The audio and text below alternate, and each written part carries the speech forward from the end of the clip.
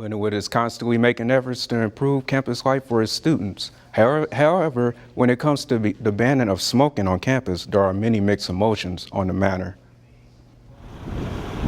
Lindenwood University will become tobacco-free to eliminate littering and provide a cleaner campus. This new bill is designed to protect the health and wellness of Lindenwood students and employees. Lindenwood Senator Nick Stone is very excited about sponsoring the bill to bring forth change on campus. On campus, there's a huge issue with the littering problem. There will be people that will walk down the sidewalk, smoke, and throw their butts on the ground. You can look around campus and have these cigarette dispensers, and there'll be cigarettes all around it on the ground. While some are in favor of this new transitions, other people are very unhappy with this new decision. I think it's a little bit harsh to make a total smoke-free campus, and that they could arrange something and have smoking areas, for example.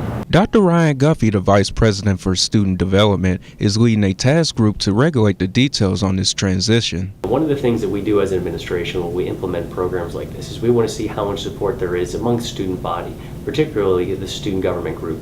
And there it received virtually a unanimous vote, and since there's been communication about it, we've had nothing but positive feedback. President Sean Rock is in full support of Lindenwood going tobacco-free. The transition to a tobacco-free campus will begin on July 1st, 2017. For LUTV News, I'm with Marcus Bragg.